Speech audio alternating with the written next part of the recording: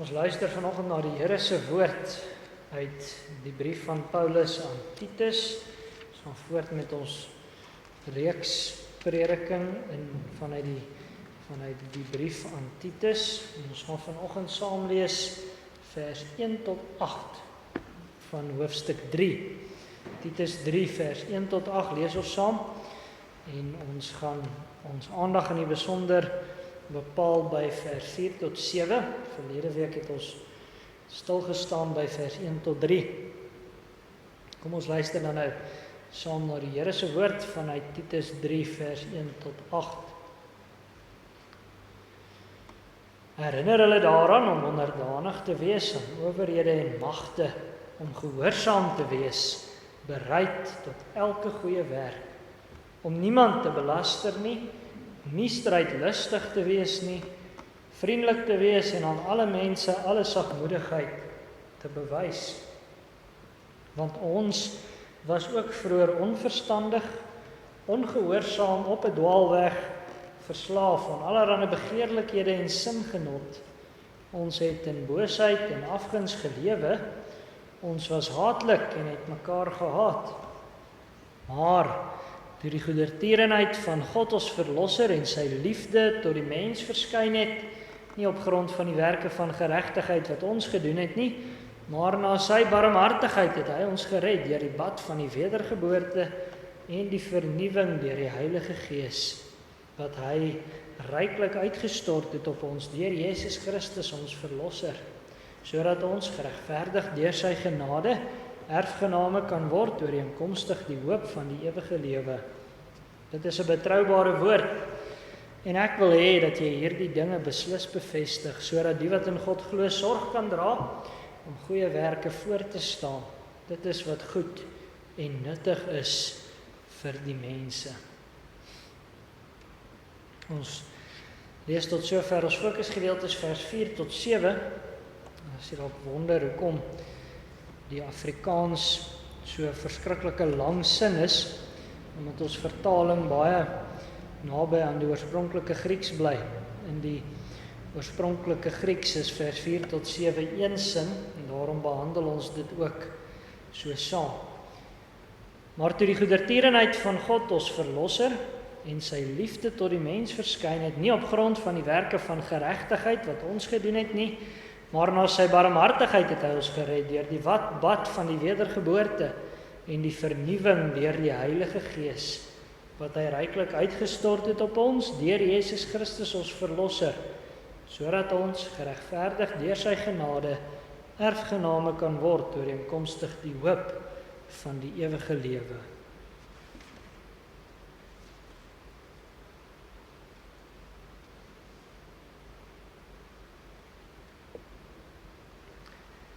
Geliefdes in ons Here, verlede week het ons gehoor, Christus se gesag geld in ons hele lewe, het geld in ons kerklike lewe, ons het gehoor, ons as gemeente moet leef soos hy beveel, maar ons het ook gehoor, Christus se gesag geld vir die burgerlike lewe.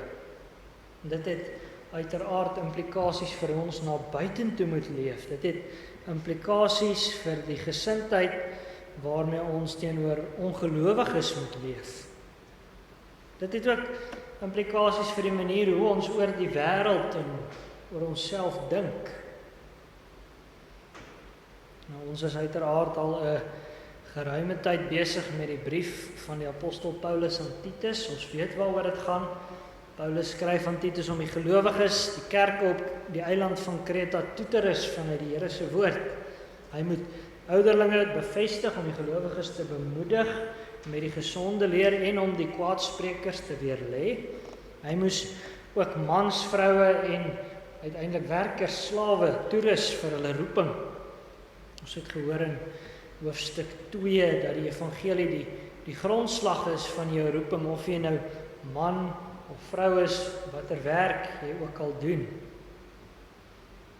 Verlede week het ons dan ook in die besonder gehoor dat Titus die gelowiges op Kreta moes herinner dat hulle aan die owerhede onderdanig moet wees.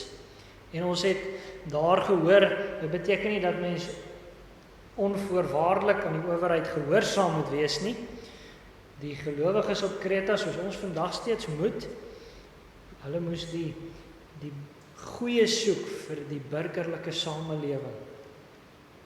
En daarom is dit geweldig belangrik om sagmoedigheid en vriendelikheid te wys teenoor alle mense. Dit is ook sake wat in ons skrifgedeelte genoem word. Maar by al hierdie sake het ons verlede week stilgestaan. Maar dan baie belangrik, ons het ook gehoor, ten dele gehoor wat die groot motivering is vir ons gehoorsaamheid in hierdie sake. Die eerste deel van die motivering het ons gehoor in vers 3 van ons skrifgedeelte, en daar staan: want ons was ook vroeër onverstandig, ongehoorsaam, op 'n dwaalweg, verslaaf aan allerlei begeerlikhede en singenot. Ons het in boosheid en afguns gelewe, ons was haatlik en het mekaar gehaat. Die eerste deel van die motivering om gehoorsaam aan Christus te leef na buitentoe in die samelewing het te maak met dit wat ons en die kinders van die duisternis in gemeen het. Ons hoor in watter verskriklike toestand ons was en nog sou wees as ons aan onsself uitgelewer was. Ons is nie in onsself beter as die sondige wêreld nie. Van nature is ons ook vyandig teenoor God, vol boosheid en afguns. Dit het ons in gemeen met die kinders van die duisternis, met die sondige wêreld. Dit dien as 'n motivering vir ons om ons nie hoogmoedig te gedra na buitentoe nie. Dit dien as motivering waarom ons ook nie afgunstig op die ongelowiges moet wees nie. Dit dien dis as die eerste kragtige motivering vir hoe ons na buitentoe moet leef as kerk, as gelowiges. Maar in ons skrifgedeelte, ons fokusgedeelte spesifiek van vanoggend, hoor ons eintlik van 'n verdere en kragtiger motivering vir ons roepingsgehoorsaamheid in die gemeenskap. Dit gaan nou nie meer net oor dit wat ons met die sondige wêreld in gemeen het nie. Ons hoor waarin en waarom ons van die kinders van die duisternis verskil. Ons hoor dat die Here ons verander het om ons oor te bring na die koninkryk van sy lig, dat hy ons erfgename gemaak het van die koninkryk van sy liefde.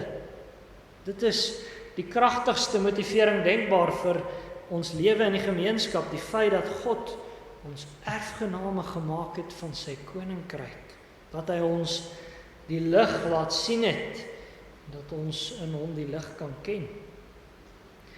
So vanoggend gaan ons in dankbaarheid daarby stil staan. Ons gaan weer onthou waarom ons anders is as die ongelowiges, anders is as die mense wat vasgevang is in duisternis en sondeslawerny. Want dit is 'n soveel kragtiger motivering vir die roeping wat ons teenoor die wêreld het, as net dat ons ook eens in duisternis vasgevang was. Ons hoor dan deur die hele gedeelte dat ons anders is, omdat God ons sy erfgename gemaak het, maar die eerste gedeelte van ons fokusverse gaan dan spesifiek in op die redes waarom hy ons sy erfgename gemaak het. Ons luister weer na vers 4 van ons skrifgedeelte.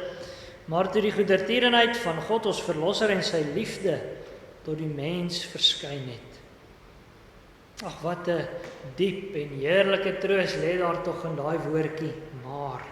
Ons het dit al van tevore gehoor, die woordjie maar skep 'n kontras tussen dit wat na dit staan en dit wat voor die maar staan. En nou het ons mooi gehoor wat voor die maar staan. Ons het gehoor van daardie donker prentjie. Ons het gehoor dat daardie toestand, daardie gevalle, in sondegevalle toestand wat daar beskryf word, iets is wat ons aanvanklik met die ongelowiges in gemeen gehad het. En dan tipies van die skrif, gaan dit wat na die maar kom, gaan dit deur en deur oor God se persoon en optrede. Die goedertierenheid van God ons verlosser en sy liefde tot die mens het verskyn. So wat staan daar nou tussen ons en daardie donker skuldverlede waarvan ons in vers 3 hoor? Wat maak die verskil, of dalk eerder wie maak die verskil? Ons hoor vanoggend dat dit 'n verskyning is, die goedheid van God en sy liefde tot die mens het verskyn. Dit maak al die verskil. As ons hoor van God se goedheid en as ons hoor van sy liefde tot die mens, dan klink dit dalk al vir ons soos geuite terme. Dit klink ongelukkig dalk al vir baie van ons eintlik so sake waarmee ons al so 'n bietjie verveeld is.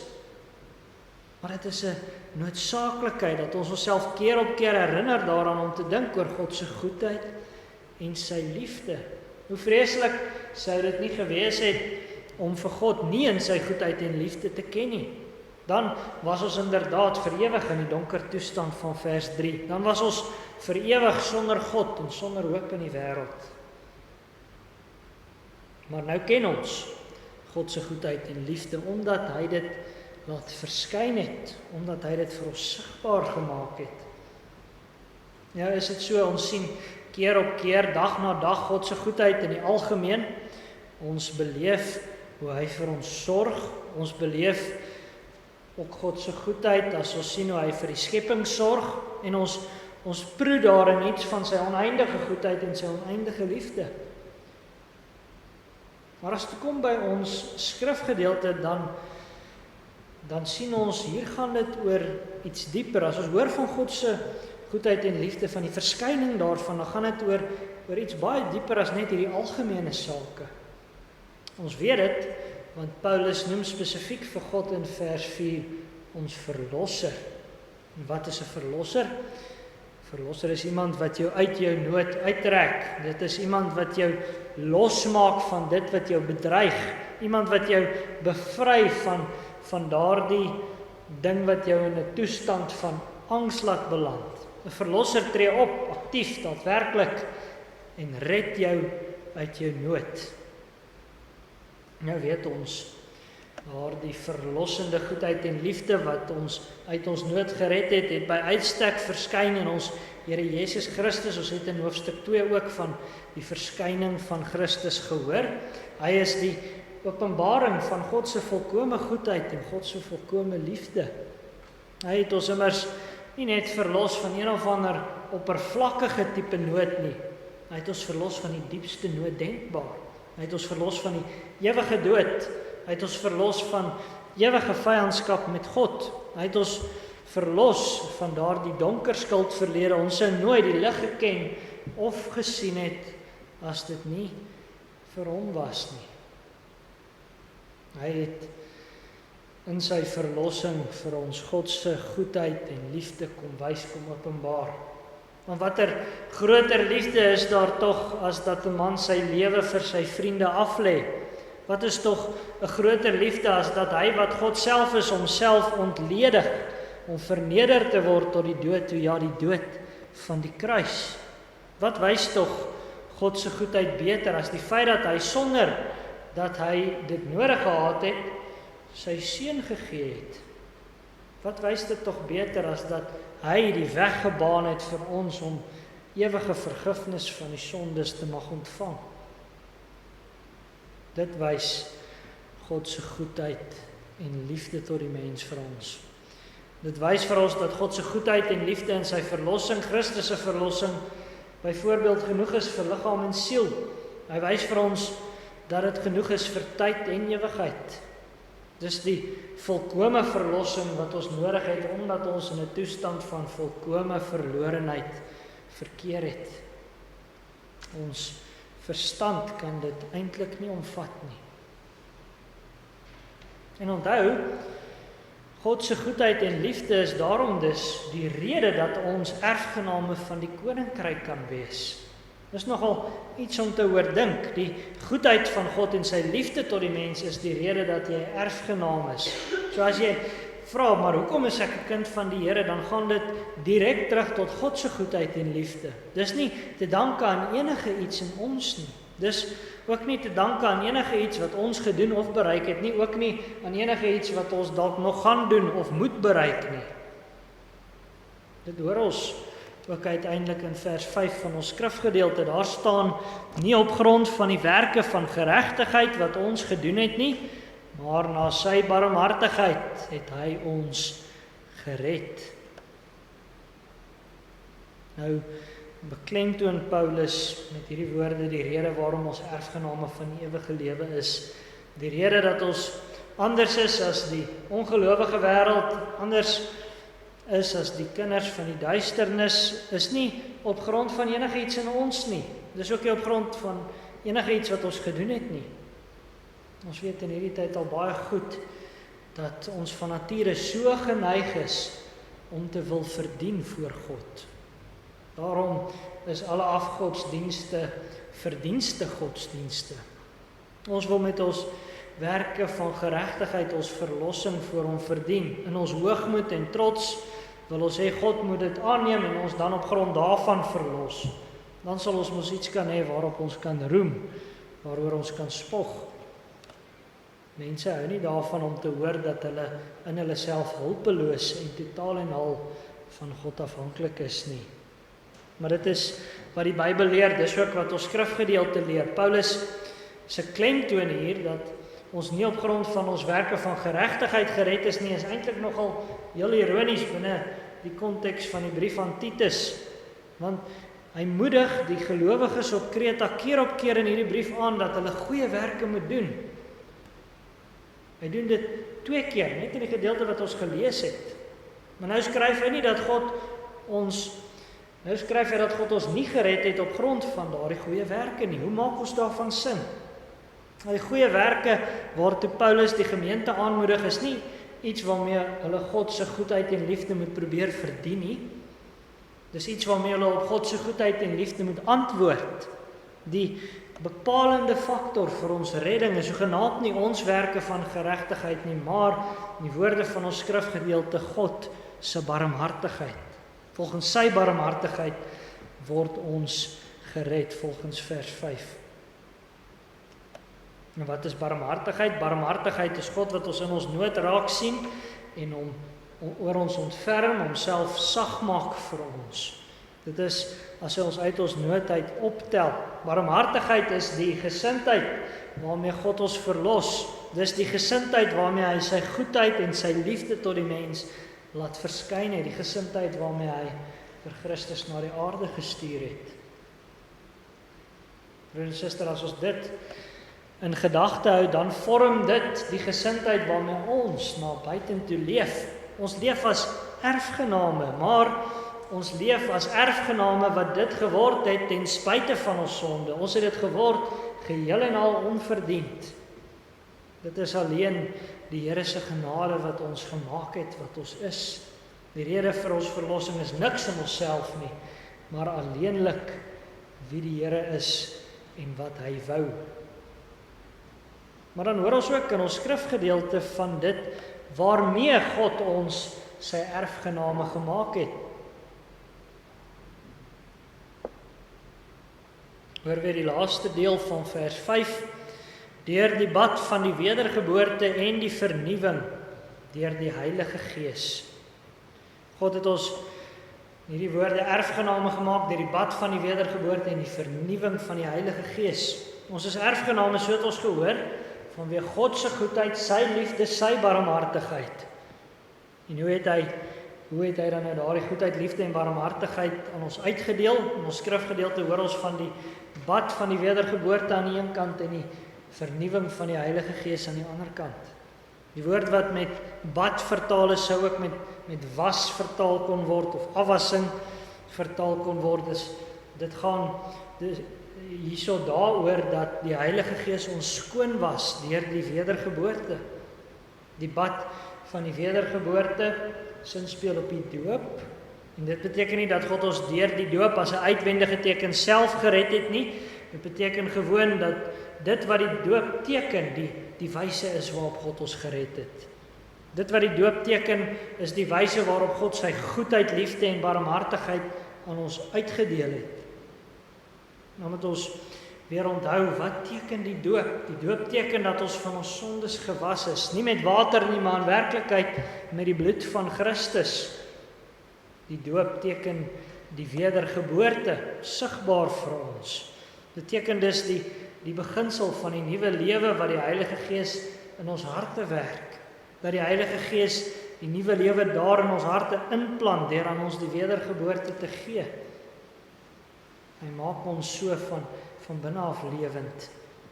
Die wedergeboorte, broer en suster, is die Heilige Gees wat kom en ons verenig met die opgestane Here Jesus Christus, God kom dan deur sy Gees in ons harte en hy gebied lewe uit die dood. So het God sy goedheid en liefde aan ons uitgedeel. Dit het verskyn in Christus en dit het deurgewerk deur die werking van die Heilige Gees. Die Gees kom en hy pas dit wat Jesus vir ons gekry het, hy pas dit in ons harte toe. En dan hoor ons ook dat die Heilige Gees ons vernuwe. As die Heilige Gees die nuwe lewe in ons werk, broer en suster, dan los hy dit nie daar nie. Hy maak ons deurlopend nuut, sodat ons hoe langer en hoe meer die beeld en die karakter van Jesus vertoon. God die Vader sorg so dat ons deel kry aan die erfenis wat hy uit sy goedheid en liefde aan ons skenk.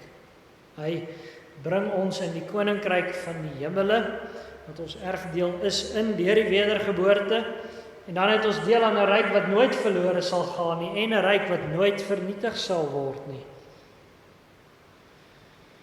Nou hoor ons, broer en suster, dat God hierdie Gees wat lewe werk in ons, hierdie Gees wat ons vernuwe, ryklik op ons uitgestort het deur Jesus Christus ons verlosser. Ons hoor dit in vers 6. Die Here openbaar hier vir ons dieper hoe dit gebeur het dat hy sy Gees, wat die lewendmakende en die vernuwende Gees is, hoe hy dit aan ons gegee het. Hy het dit gedoen deur Jesus Christus ons verlosser. Dan kan ons wonder, hoekom staan dit daar? Wat beteken dit? As ons dink aan ons erfenis en aan die feit dat ons erfgename is, dan mag ons dit nie los van Jesus Christus bedink nie. Ons is erfgename omdat ons verenig is met die groot erfgenaam wat Jesus self is. Hy is die eniggebore seun van God en ons is kinders van God omdat ons met hom verenig is. Jesus is immers die volkome mens. In hom het die Heilige Gees 'n waardige woonplek gevind.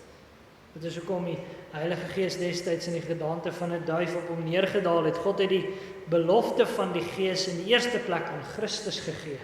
En Christus het daardie belofte ontvang en daardie belofte ook vir ons verdien. Daarom staan daar dat die Gees uitgestort is en dat ons aan die uitstorting van die Gees deel het in Jesus Christus. Maar dan is dit opvallend. Daar word beklemtoon dat die Heilige Gees ryklik in ons uitgestort is. God het nie vir ons te min van homself gegee nie. Hy het in die Heilige Gees vir ons alles gegee. Hy het homself volkome aan ons gegee. Die werking van sy Gees is so kragtig. Ons kan nie as kerk of as individuele gelowiges voor hom staan asof hy ons swak en arm gelaat het nie. God het ons ryk gemaak.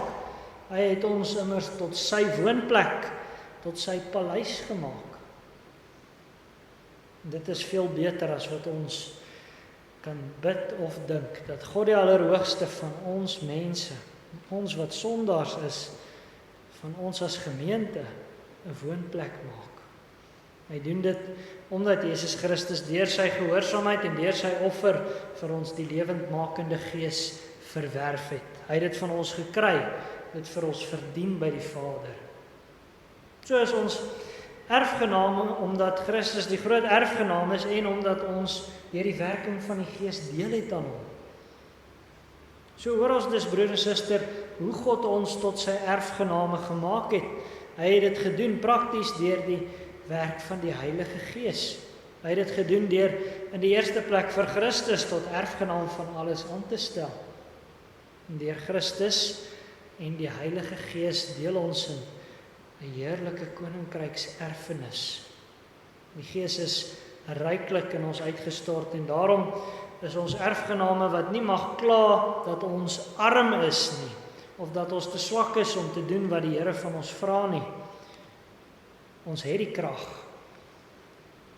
om te kan wees wat God wil hê ons moet wees.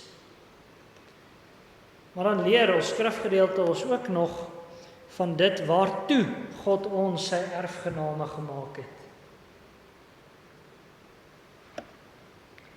Hoor weer die woorde van vers 7, sodat ons geregverdig deur sy genade erfgename kan word ooreenkomstig die hoop van die ewige lewe. Ons het nou reeds 'n klomp mooi dinge gehoor. Ons het gehoor wat die redes is waarom God ons sy erfgename gemaak het. Die redes waarom ons nie meer deel is van die ryk van die duisternis nie, is dat God ons in sy goedheid en sy liefde laat deel. En ons het gehoor hoe hy dit doen, dat hy dit doen deur die werking van sy Gees wat sy Seun vir ons verwerf het. Nou hoor ons ook uiteindelik wat die doel is van dit alles. Maar voor ons hoor wat die doel is, hoor ons eers, ons is geregverdig deur God se genade. Ons weet ons broer en suster, ons is nie van nature voor God regverdig nie. Trouwens, ons is van nature voor hom doemwaardig, ons verdien sy straf. Daarom is dit belangrik om te besef, ons is geregverdig deur sy genade. Dis die implikasie van die evangelie. God sien ons in die lig van Christus se volkome gehoorsaamheid, omdat hy Christus aangesien het in die lig van ons sonde, toe hy hom gestraf het vir ons sondes. Ons is geregverdig deur sy genade. Ons het dit nie verdien nie, dit moet ons besef en dit moet ons deurentyd besef. Maar nou hoor ons aan die begin van vers 7 die woordjie sodat. Ons moet besef, ons is erfgename gemaak, sodat ons kan hoop op die ewige lewe. Sodat ons nie in hierdie teenwoordige wêreld leef soos mense wat sonder God en sonder hoop in die wêreld is nie. Sodat ons nie in ons omstandighede vasgevang hoef te word nie. Sodat ons nie moedeloos hoef te word vanweë al die swaar beproewings en al die slegte goed wat met ons gebeur nie. Sodat ons nou as erfgename kan leef met die hoop dat ons die ewige lewe in volheid sal ontvang. In die ewige lewe, broer en suster, ontvang ons alles. Ons hoor in Romeine 4, Abraham het verstaan dat God deur die verbondsbeloftes vir hom alles beloof het. Die hele wêreld, uiteindelik God self. En uiteindelik is dit die hoop waaraan ons vashou. Omdat God ons erfgename van sy koninkryk gemaak het, doen ons dit, ons lewe as mense wat hoop het. Kan jy nou dink hoe dit jou omgaan met jou medemens sal beïnvloed as jy dit heeltyd onthou en as jy dit heeltyd voor oë sal hou? As jy die Here se diep genade heeltyd oordink. Jy sal so dankbaar wees dat jy sal wens en sal werk daartoe dat jou naaste hulle ook tot God moet bekeer. Jy sal so dankbaar wees dat jy sonder ophou sal bid dat God ons volk sal lei om hulle tot hom te bekeer. Mag daardie gesindheid duidelik word in ons omgaan met die wêreld daar buite. Dan is ons wat Christus gesê het, ons moet wees lig vir die wêreld en sout vir die aarde. Broer en suster, nou het ons die evangelie gehoor in al sy pragt. Ons het hierdie liriese gedig van Paulus, kan 'n mens amper sê, aangehoor. Maar vandag is die groot vraag, glo jy dit? Glo jy God se goedheid en liefde het verskyn ook vir jou? Dat hy sy Gees gegee het ook vir jou? Dat hy jou 'n erfgenaam van sy koninkryk gemaak het ter wille van Christus? Hou jy vas aan die hoop op die ewige lewe? As jy dit glo, dan lewe jy reeds die ewige lewe. En dan smaak jy reeds iets van daardie volheidslewe wat God vir ons beloof het. Maar as jy dit nie glo nie, dan leef jy in die duisternis, die donkerte, soos wat vers 3 vir ons geteken het. Broers en susters, oor 2 weke het ons weer die voorreg om aan God se tafel te kom aansit. Dit is 'n diep genade, maar dit dwing ons om weer te oordink wat ons van die Here glo en waarom ons hier in sy gemeente is. Maar God gee dat ons lewensbelydenis en ons lewenswandel by die woorde van ons skrifgedeelte sal pas. Mag ons vashou aan die oproep van 1 Johannes 1 vers 6 tot 7. As ons sê dat ons met hom gemeenskap het en in die duisternis wandel, dan lieg ons en doen nie die waarheid nie. Maar as ons in die lig wandel, soos hy in die lig is, dan het ons gemeenskap met mekaar en die bloed van Jesus Christus sy Seun reinig ons van alle sonde. Amen.